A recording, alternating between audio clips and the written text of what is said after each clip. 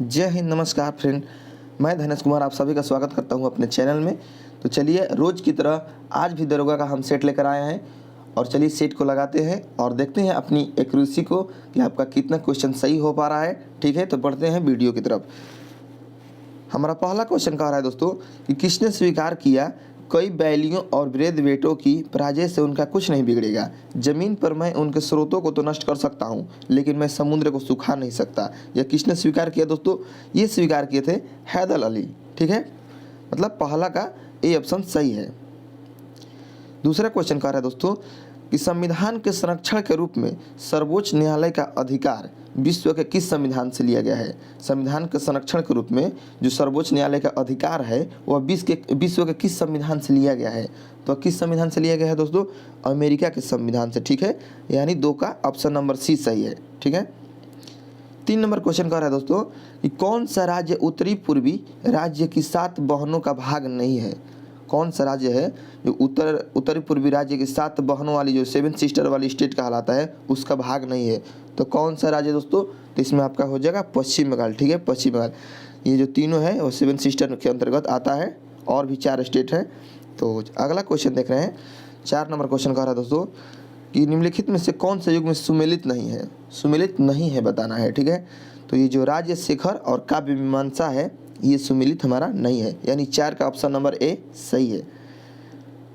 5 number कह रहा है कौन सुमेलित नहीं है? इसमें भी कौन सुमेलित नहीं है बताना है। ठीक है, तो इसमें आपका हो जाएगा 5 का ऑप्शन नंबर सी, यानी बिलजार्ड और चिल्ली ये दोनों सम्मिलित नहीं है। ठीक है दोस्तों। 6 नंबर क्वेश्चन कह रहा है कि कथनों पर विचार कीजिए। तो देखिए आइए कथन पढ़ते हैं इसका। पहला कथन कह रहा है दोस्तों कि राज दरबार में सिजदा तथा पाबोस परिपाटी का प्रचलन सल्तनत कालीन शासक बलबन के द्वारा शुरू किया गया था। ठीक है, ये पहला कथन है हमारा। दूसरा कथन कह रहा है दोस्तों कि मुस्लिमों को सेना में नियुक्त करने वाला विजयनगर के प्रथम शासक कृष्णदेव राय थे। ठीक है, ये दूसरा कथन हो गया। तीसरा कथन है दोस्तों कि शांति एवं भाईचारा स्थापना हेतु सुलह एक कुल की अवधारणा को सर्वप्रथम मुगल सम्राट अकबर ने अपनाया था। ठीक है, तो देखते हैं इसका आंसर क्या होगा। तो इसका आंसर होगा दोस्तों 6 का आपका बी। ठीक है, जो कथन 1 और 3 है। ठीक है, कथन 1 और 3 वो सही है, यानी कथन 1 में क्या कर रहा है कि राज दरबार में सिजदा अथवा पाबोस परिपाटी का प्रचलन सल्तनत कालीन शासक बलबन के द्वारा शुरू किया गया, यानी ये वाला जो कथन है सही है।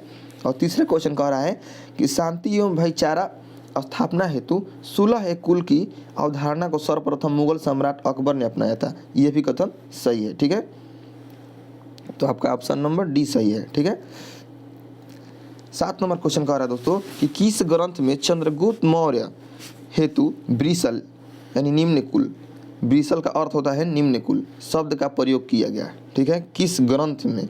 तो आपका ग्रंथ का जो नाम है दोस्तों वह है मुद्रा राक्षस। ठीक है, मुद्रा राक्षस में चंद्रगुप्त मौर्य हेतु ब्रिसल शब्द यानी ब्रिसल यानी उसका अर्थ होता है निम्न कुल शब्द का प्रयोग किया गया है। 8 नंबर क्वेश्चन कह रहा है दोस्तों कि निम्न में कौन सा कथन सही नहीं है? कौन सा कथन सही नहीं है? ठीक है दोस्तों, तो देखिए 8 का देखिए पहला कथन पढ़ते हैं। गुप्त शासकों की दरबारी भाषा संस्कृत थी। ठीक है, दूसरा कह रहा है पल्लवों की राजभाषा तमिल थी, जो पल्लव वंश था उसकी राजभाषा तमिल थी। सी नंबर कथन कह रहा है दोस्तों कि मुगल काल की राजभाषा फारसी थी। डी नंबर कह रहा है मराठा राज्य की राजभाषा मराठी थी। तो इसमें कौन सा आपका ऑप्शन जो है कथन सही नहीं है? तो इसमें जो आपका कथन सही नहीं है 8 का वो है पल्लवों की राजभाषा तमिल थी, तो ये गलत है। ठीक है, ये सही नहीं है। 9 नंबर क्वेश्चन देख रहे हैं दोस्तों, आइए 9 नंबर हमारा क्वेश्चन कह रहा है दोस्तों कि निम्नांकित में से कौन सा बंदरगाह भारत के पूर्वी तट पर नहीं है? पूर्वी तट पर नहीं है। ठीक है, ये बताना है आपको। तो इसमें आपका आंसर जो होगा कांडला, जो कांडला बंदरगाह है वह पश्चिमी तट पे है। ठीक है, गंगा के मैदान में 10 नंबर क्वेश्चन कह रहा है दोस्तों गंगा के मैदान में मृदा की उर्वरता बनी रहने का मुख्य कारण क्या है? गंगा के मैदान में मृदा की उर्वरता बने रहने का मुख्य कारण क्या है? तो 10 का आंसर होगा आपका डी, वार्षिक बाढ़ एवं नवीन जलोढ़ मृदा का जमाव। ठीक है, गंगा के जो मैदान है वो मृदा की उर्वरता, जिस मृदा में जो उर्वरता रहता है उसका बने रहने का मुख्य कारण क्या है? तो वार्षिक बाढ़। ठीक है, जो प्रत्येक वर्ष बाढ़ होता है, और नवीन जलोढ़ मृदा का जमाव। ठीक है दोस्तों। 11 नंबर क्वेश्चन कह रहा है कि कौन सा सुमेलित नहीं है। 11 नंबर क्वेश्चन कह रहा है दोस्तों कि सुमेलित नहीं है, ये बताना है। तो ये 11 का होगा आपका ऑप्शन नंबर सी, ठीक है, पार्कलैंड ब्राज़ील, ये जो है सुमेलित नहीं है, ठीक है। 12 नंबर क्वेश्चन देख रहे हैं दोस्तों कि निम्न कथन पर विचार करें तथा सही उत्तर का चयन करें, ठीक है दोस्तों। निम्न कथन का विचार करें तथा सही उत्तर का चयन करें। तो कथन पहला पढ़िए। कथन कह रहा है कि उत्तरवैदिक काल के सबसे महत्वपूर्ण देवता प्रजापति थे, ठीक है, ये कथन है। दूसरा कथन है कि गोत्र व्यवस्था ऋग्वैदिक काल में प्रचलन में आई। और तीसरा कथन है कि ब्राह्मण ग्रंथ में सर्वाधिक प्राचीन शतपथ ब्राह्मण है। इसका आपका आंसर हो जाएगा 12 का सी, यानी जो कथन 1 और कथन 3 है वह सही है। यानी उत्तर वैदिक काल के सबसे महत्वपूर्ण देवता प्रजापति थे और ब्राह्मण ग्रंथ में सर्वाधिक प्राचीन शतपथ ब्राह्मण है, ठीक है। 13 नंबर क्वेश्चन कह रहा है दोस्तों कि निम्नलिखित में से कौन सा एक जलडमरू मध्य अंतर्राष्ट्रीय तिथि रेखा के सर्वाधिक निकट है। अंतर्राष्ट्रीय तिथि रेखा के सर्वाधिक निकट है, ठीक है। तो इसमें आपका 13 का हो जाएगा बी, ठीक है। बेरिंग जलडमरू मध्य जो है वह अंतर्राष्ट्रीय तिथि रेखा के सर्वाधिक माने सबसे निकट है। 14 नंबर क्वेश्चन कह रहा है दोस्तों कि कथनों पर विचार करना है, ठीक है। 14 नंबर तो पहला कथन कह रहा है दोस्तों, पहला कथन कि राष्ट्रीय गीत सर्वप्रथम कांग्रेस के 1896 के अधिवेशन में गाया गया था। और दूसरा कथन कह रहा है कि राष्ट्रगान प्रथम बार कांग्रेस के 1911 के अधिवेशन में गाया गया था, ठीक है दोस्तों। इसमें आपका जो आंसर होगा 14 का सी, यानी दोनों सही है। जो हमारा राष्ट्रीय गीत है यानी वंदे मातरम वह 1896 के अधिवेशन में गाया गया था और जो राष्ट्रगान है, ठीक है, जनगण मन, वो गया था 1911 के अधिवेशन में गाया गया था, ठीक है दोस्तों। तो आप कमेंट में जवाब दीजिए कि 1896 का जो अधिवेशन है वह कहाँ पर हुआ था और 1911 वाला अधिवेशन कहाँ पर हुआ था, ठीक है। 15 नंबर क्वेश्चन कह रहा है दोस्तों कि किसने सिंधु स्थल हड़प्पा किसने सिंधु स्थल हड़प्पा के नाम पर सिंधु सभ्यता का नाम हड़प्पा सभ्यता दिया। माने सिंधु स्थल जो है हड़प्पा के नाम पर सिंधु सभ्यता का नाम हड़प्पा सभ्यता दे दिया, ठीक है। तो इसमें दिए थे आपका 15 का हो जाएगा सी, सर जॉन मार्शल, ठीक है, sir John Marshall. 16 number question कह रहा है दोस्तों कि भारतीय संविधान के अंतर्गत किसी भी नागरिक को, अब इसमें देखिए दिया गया है ऑप्शन ए नंबर कह रहा है कि भारतीय संविधान के अंतर्गत किसी भी नागरिक को राष्ट्रपति द्वारा, ए नंबर कह रहा है राष्ट्रपति द्वारा आपातकालीन परिस्थिति में उसके जीवन तथा स्वतंत्रता से वंचित किया जा सकता है, ठीक है। बी नंबर कह रहा है केवल विधि द्वारा निर्धारित रीति के अनुसार जीवन तथा स्वतंत्रता से वंचित किया जा सकता है, ठीक है। और सी नंबर कह रहा है किन्हीं परिस्थितियों में भी उसके जीवन तथा स्वतंत्रता से वंचित नहीं किया जा सकता है और उपयुक्त में से कोई नहीं, ठीक है। तो आपका 16 का होगा बी, ठीक है, केवल विधि द्वारा निर्धारित रीति के अनुसार जीवन तथा स्वतंत्रता से वंचित किया जा सकता है, ठीक है फ्रेंड। आगे बढ़ते हैं, 17 नंबर क्वेश्चन देखते हैं। 17 नंबर क्वेश्चन कह रहा है दोस्तों कि किस कारण लोकसभा के किसी उम्मीदवार को अयोग्य घोषित किया जा सकता है। मतलब वह लोकसभा के जो पद है उसके योग्य नहीं है, कैसे घोषित किया जा सकता है, ठीक है। तो 17 का आपका होगा डी, यानी राष्ट्र ध्वज का अपमान अगर वो करता है, ठीक है, जो हमारा राष्ट्र ध्वज तिरंगा है अगर उसका अपमान करता है तो उसका अयोग्य घोषित किया जा सकता है, ठीक है। 18 नंबर क्वेश्चन कर रहा है दोस्तों कि वालचा धुरा दर्रा निम्न में से किस किस को जोड़ता है। जो वालचा धुर्रा है, वालचा धुरा दर्रा है जो, वो निम्न में से किस किस को जोड़ता है। तो वो जोड़ता है फ्रेंड आपको 18 का होगा बी, यानी कुमायूं को तिब्बत से जोड़ता है। जो कुमायूं है उत्तराखंड में उसको तिब्बत से जोड़ता है, कौन सा, वालचा धुरा दर्रा। 19 नंबर क्वेश्चन कह रहा है दोस्तों कि निम्नलिखित युग्मों पर विचार करें, ठीक है। तो इस पर विचार करना है। तो 19 का आपका हो जाएगा फ्रेंड, 19 का बी जो है सही है। यानी देखिए बी नंबर जो बी दे रहा है 1 और 2 कथन सही है। यानी उष्ण कटिबंधीय आर्द्र पर्णपाती वन में चंदन पाए जाते हैं। और 2 नंबर कथन कर रहा है उष्ण कटिबंधीय शुष्क पर्णपाती वन में साल वृक्ष पाए जाते हैं, ठीक है। 20 नंबर क्वेश्चन कर रहा है दोस्तों कि निम्नलिखित में से कौन सी ऑस्कर में नामित भारतीय फिल्म है। माने ऑस्कर में नामित माने कौन सा फिल्म जो है ऑस्कर में नामित है, ठीक है। तो 20 का आपका आंसर हो जाएगा डी, ठीक है। जो इनमें से सभी जो है यानी मदर इंडिया, सलाम बॉम्बे, लगान, ये तीनों जो है ऑस्कर में नामित है। ये भारतीय फिल्म है तीनों। 21 का कह रहा है दोस्तों, 21 नंबर क्वेश्चन कह रहा है कि कथनों पर विचार कीजिए। तो देखिए पहला कथन है हमारा, संविधान सभा की उद्घाटन अधिवेशन की अध्यक्षता जवाहरलाल नेहरू ने की थी। ठीक है, ये पहला कथन हो गया। दूसरा कथन है 11 दिसंबर 1946 को सरदार वल्लभ भाई पटेल संविधान सभा के अस्थाई अध्यक्ष चुने गए। ठीक है, 11 दिसंबर 1946 को सरदार वल्लभ भाई पटेल संविधान सभा के अस्थाई अध्यक्ष चुने गए। तो इसमें कौन सा कथन सही है ये बताना है। तो इसमें से जो आपका कथन सही है न तो 1 और न ही 2। ठीक है, यानी संविधान सभा के उद्घाटन अधिवेशन की अध्यक्षता जवाहरलाल नेहरू ने नहीं की थी और 11 दिसंबर 1946 को सरदार वल्लभ भाई पटेल संविधान सभा के अध्यक्ष नहीं चुने गए थे, अस्थाई अध्यक्ष। ठीक है, चलिए 22 नंबर क्वेश्चन देखते हैं। अध्यादेश जारी करने का अधिकार राष्ट्रपति का कौन सा अधिकार है? जो राष्ट्रपति जी हमारे हैं भारत के, वो अध्यादेश जारी करते हैं तो उनका कौन सा अधिकार है? विधायिक अधिकार, प्रशासनिक अधिकार, न्यायिक अधिकार या व्यक्तिगत अधिकार? तो आपका 22 का आंसर हो जाएगा दोस्तों, 22 का आंसर ए है। ठीक है, विधायिक अधिकार। निम्नलिखित में से 23 नंबर क्वेश्चन कर रहा है, निम्नलिखित परियोजना और नदियों में गलत जोड़ा बताइए। मतलब गलत जोड़ा कौन सा, मतलब जो परियोजना है किस नदी पर नहीं है ये बताना है, गलत जोड़ा बताना है। ठीक है, तो 23 का जो होगा आपका बी, यानी जो फरक्का परियोजना है वो मेघना नदी पर नहीं है, ये गलत जोड़ा है, ये जो है आपका गलत है। ठीक है, 24 नंबर क्वेश्चन कह रहा है दोस्तों कि मानसून प्रस्फोट से क्या तात्पर्य है?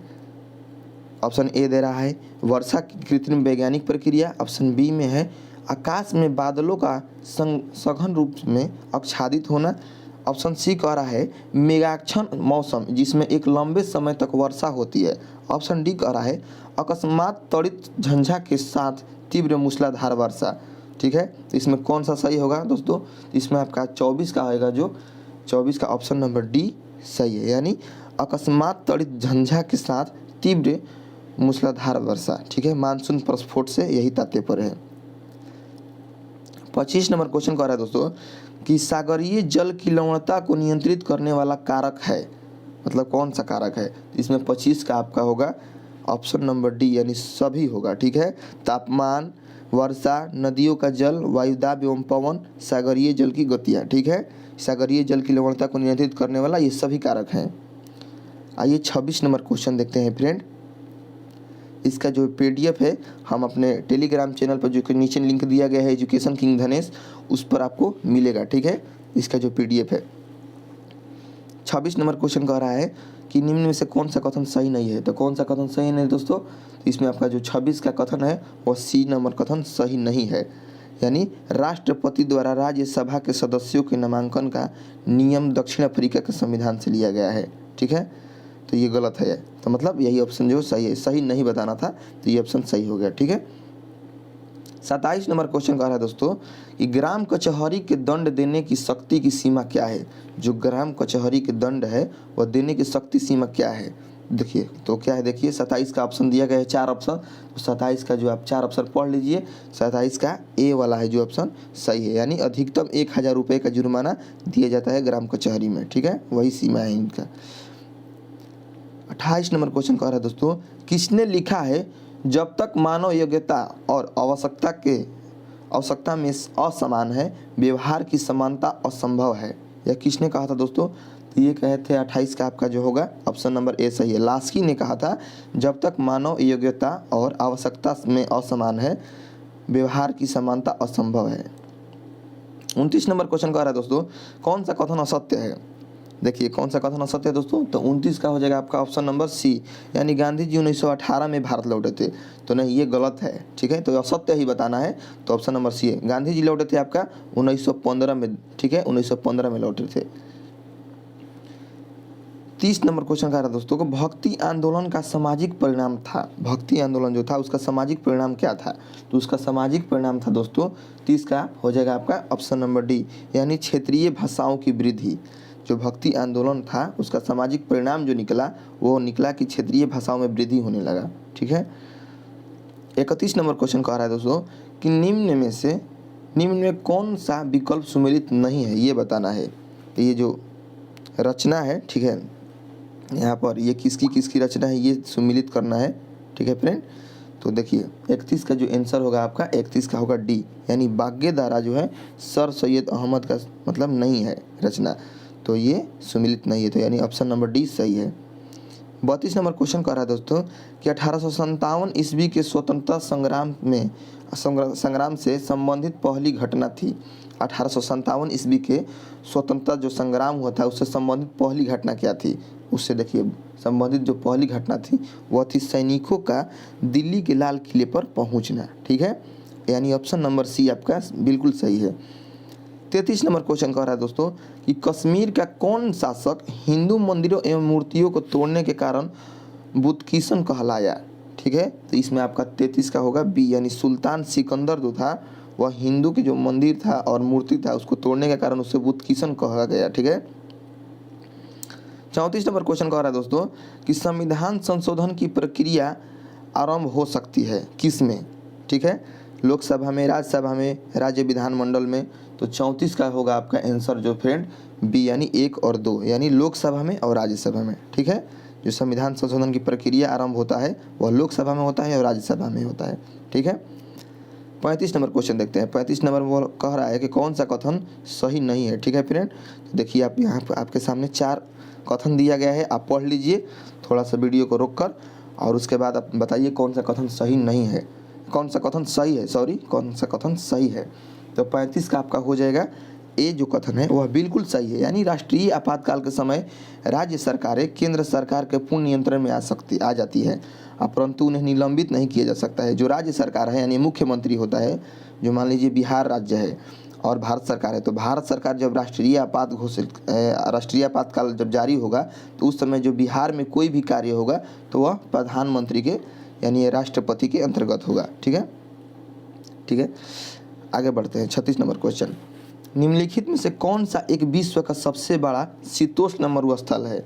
कौन सा है फ्रेंड, तो 36 का आपका हो जाएगा, 36 का जो आंसर होगा आपका फ्रेंड बी नंबर, यानी तकलामाकन मरुस्थल। ठीक है, तकलामाकन मरुस्थल निम्नलिखित में से कौन सा एक विश्व का सबसे बड़ा शीतोष्ण मरुस्थल है, तो तकलामाकन मरुस्थल शीतोष्ण मरुस्थल है। देखिए बढ़िया क्वेश्चन है, इसको थोड़ा याद रखिएगा। 37 नंबर क्वेश्चन कह रहा है दोस्तों, एक लोकतांत्रिक राष्ट्र में दबाव समूह का क्या कार्य होता है। एक लोकतांत्रिक राष्ट्र में दबाव समूह जो होता है उसका क्या कार्य होता है, तो उसका कार्य होता है दोस्तों, उसका कार्य होता है जनहितार्थ सरकार पर दबाव डालना। ठीक है। 38 नंबर क्वेश्चन कह रहा है दोस्तों कि लोकसभा में अनुसूचित जाति, ठीक है, एवं जनजाति के लिए सीटों का आरक्षण संविधान के किस अनुच्छेद में उपबंधित है। ठीक है, तो ये बताना है। तो 38 का आपका हो जाएगा सी, यानी अनुच्छेद 330 में लोकसभा में अनुसूचित जाति एवं जनजाति के लिए सीटों का आरक्षण संविधान के किस अनुच्छेद में है, तो 330 में। ठीक है। 39 नंबर क्वेश्चन कह रहा है दोस्तों कि निम्नलिखित में से कौन सी पंचायती राज पर अशोक मेहता समिति की अनुशंसा नहीं है। जो अशोक मेहता समिति है अनुशंसा नहीं है कौन सी पंचायती राज पर, तो 39 का आपका होगा फ्रेंड बी, यानी त्रिस्तरीय व्यवस्था का निर्माण जो है उस पर अशोक मेहता समिति की अनुशंसा नहीं है। 40 नंबर कह रहा है कि सुमेलित युग में, कौन से युग में सुमेलित है ये बताना है। ठीक है, तो 40 का आपका जो ए है यानी सकाई और मलेशिया, ये सुमेलित है आपका। ठीक है फ्रेंड, सकाई और मलेशिया। 41 नंबर क्वेश्चन कह रहा है दोस्तों कि किस गवर्नर जनरल ने टीपू सुल्तान के खिलाफ त्रिपक्षीय गठजोड़ आरंभ किया था। त्रिपक्षीय गठजोड़ यानी टीपू सुल्तान के। ठीक है, 41 का जो आपका आंसर होगा यानी बी, लॉर्ड कॉर्नवालिस था वह टीपू सुल्तान के खिलाफ त्रिपक्षीय गठजोड़ आरंभ किया था। ठीक है फ्रेंड। 42 नंबर क्वेश्चन कह रहा है दोस्तों कि नर्मदा एवं ताप्ती नदियों के मध्य कौन सा पर्वत श्रेणी स्थित है, ये बताना है कौन सा पर्वत स्थित है। तो इसमें 42 का होगा आपका फ्रेंड 42 का ऑप्शन नंबर बी सही, यानी सतपुड़ा जो है श्रेणी वह नर्मदा नदी और ताप्ती नदी के बीच में स्थित है। 43 नंबर कह रहा है दोस्तों क्वेश्चन कि राज्यपाल के संबंध में निम्न में से कौन सा कथन सही नहीं है। तो पहला कथन है हमारा दोस्तों, पढ़िए इसको, कि राज्यपाल की शक्तियाँ बहुत व्यापक है लेकिन व्यवहारत वह एक संवैधानिक प्रधान ही है। ठीक है, तो 43 का आपका देखिए और भी ऑप्शन इधर है, इसको पढ़ते हैं। अब कथन नंबर 2 कह रहा है कि राज्यपाल मंत्री परिषद की नियुक्ति करता है, वह पहले मुख्यमंत्री की नियुक्ति करता है, बाद में मुख्यमंत्री के परामर्श से अन्य मंत्रियों को। ठीक है। और सी नंबर कह रहा है कथन कि राज्यपाल को यह अधिकार है कि वह प्रशासन के संबंध में किसी प्रकार की सूचना मुख्यमंत्री से मांग सकता है। और डी नंबर कथन कह रहा है दोस्तों कि किसी मंत्री को पदच्युत यानी उसको पद से हटाने, माने पद जो हटा सकते हैं उसको, तो किसी मंत्री को पदच्युत करने का अधिकार राज्यपाल को नहीं है। देखिए, तो इसका जो कथन होगा आपका वो सही बताना है। ठीक है। तो ये कथन जो आपका होगा, कौन सा क्वेश्चन है, 43 नंबर, तो 43 का होगा डी। ठीक है, इसको देख लेते हैं। 43 नंबर क्वेश्चन का कौन सा कथन सही नहीं है बताना है। सॉरी, थोड़ा हमसे मिस्टेक हो गया। ठीक है, तो सही नहीं है, तो ये कौन सा कथन सही है ना दोस्तों, 43 का डी, यानी किसी मंत्री को पदच्युत करने का अधिकार राज्यपाल को नहीं है, मतलब वह कर सकता है। ये कथन जो है ये गलत दिया गया है इसमें। ठीक है, जो राज्यपाल है हमारे, वह किसी भी मंत्री को पदच्युत यानी पद से हटाने का अधिकार उनको है। 44 नंबर क्वेश्चन कह रहा है दोस्तों कि भारतीय प्रधानमंत्री जवाहरलाल नेहरू के बारे में किसने कहा था कि जब वे किसी सभा में पहुंचते हैं तब पुरुषों की सांसें रुक सी जाती है और स्त्रियां कुछ घबरा सी जाती है। ये कथन जो है यह किसका है, तो ये कथन है दोस्तों आपका 44 का B, K R. Srinivasa Iyengar. K R. Srinivasa Iyengar जो है ये कहते हैं कि जवाहरलाल नेहरू के बारे में कि जब वे किसी सभा में पहुंचते हैं जवाहरलाल नेहरू जी, तो पुरुषों की सांसें रुक सी जाती है और स्त्रियां जो है यानी महिला जो है कुछ घबरा सी जाती है। ठीक है, ये कहते हैं के.आर. श्रीनिवास अयंगर। ठीक है फ्रेंड, 45 नंबर कथन पर विचार करना। देखिए 45 नंबर क्वेश्चन कर रहा है, कथन पर विचार कीजिए। तो 45 का आपका हो जाएगा आंसर ऑप्शन नंबर ए, यानी कथन केवल एक ही सही है। अरावली पर्वत का सर्वोच्च शिखर गुरु शिखर है। ठीक है, बाकी ये जो दोनों है ये गलत हैं। ठीक है, 46 नंबर क्वेश्चन कह रहा है दोस्तों कि ब्रिटिश सरकार ने पहली बार यह घोषणा की कि उनकी मंशा भारत में धीरे धीरे एक उत्तरदायी सरकार बनाने की है। ठीक है, किसके द्वारा, किस घोषणा के द्वारा? ब्रिटिश सरकार जो था हमारा, वो भारत में जो शासन किया था, वह किस मतलब ये घोषणा की थी कि उनकी मंशा भारत में धीरे धीरे एक उत्तरदायी सरकार बनाने की है। तो ये किस मतलब घोषणा के द्वारा किया गया था? ठीक है, तो 46 का आपका हो जाएगा ए, यानी जो अगस्त घोषणा था 1917 में, उसी घोषणा के तहत यह बात कही गई थी कि ब्रिटिश सरकार की जो मंशा है भारत में धीरे धीरे एक उत्तरदायी सरकार बनाने की है। 47 नंबर क्वेश्चन कह रहे थे तो कि शिवाजी के बाद क्रमशः दूसरा छत्रपति एवं दूसरा पेशवा कौन था? शिवाजी के बाद दूसरा छत्रपति एवं दूसरा पेशवा कौन था? तो ये कौन था दोस्तों?